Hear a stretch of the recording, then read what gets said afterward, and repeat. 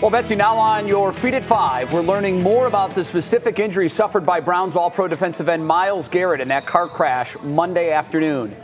3 News sports anchor and the voice of the Browns, Jim Donovan, has been working his contacts the past couple of days. Jimmy, first and foremost, Cleveland is certainly relieved and we're very concerned about Garrett's overall health. It looks like he is going to be just fine. The big question now that fans are wondering about is his status for Sunday's game against the Falcons, which for most people you would just say, no, a car crash like that, he can't play. But we are dealing with this guy sort of superhuman.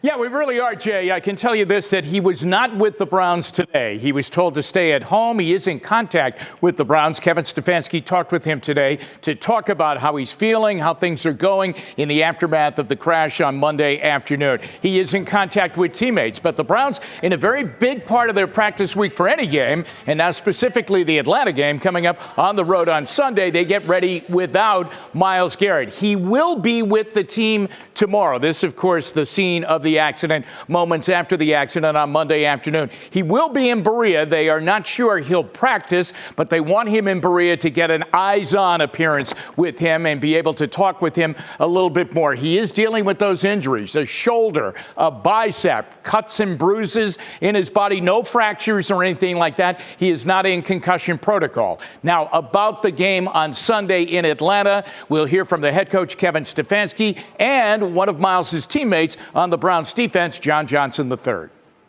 Very, very grateful that he's okay. I've spoken to him. He's staying home today, resting, but we'll see him tomorrow morning. But again, grateful he's okay. I wouldn't be surprised. I know he probably wants to, but if you ask me, I think you just personally just sit it out. But I have no idea. I mean, I know just knowing him, he probably wants to play. I wouldn't be surprised at all if he did, but that's a tricky situation. I think you just take it easy, man. Yeah, and that was the mood in the entire locker room today when you were talking with players. This is a tricky situation. I mean, is he okay physically? They know his desire is to play on Sunday, but is it physically okay for him to be able to play in that game? Jay, if he doesn't play on Sunday, let's just talk about the football part of this thing. The Browns look like they could be in some problems defensively because Jadeveon Clowney also missed practice today, along with 3 other defensive starters. 5 of the regular starters for the Browns defensively did not practice today as they get ready for Sunday's game. But when you talk about Garrett, if he doesn't play and if Clowney doesn't play, that's the pass rush. That would be a big problem for them going up against the Falcons on Sunday without those 2. He's such a big part of that team. A lot of fans watch the game and they make the mistake of saying afterwards, well, he only had 1 sack or he only had a couple of tackles. Jimmy, you know as well as anyone, when he's in the game, he impacts every single play and makes everybody on the field better. Yeah, he really does.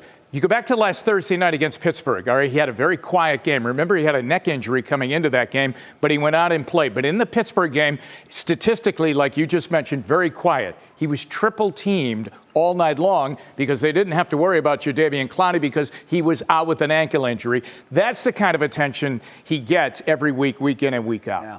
All right, Jimmy, thanks. We appreciate it. I know you'll have much more coming up on 3 News at 6 o'clock.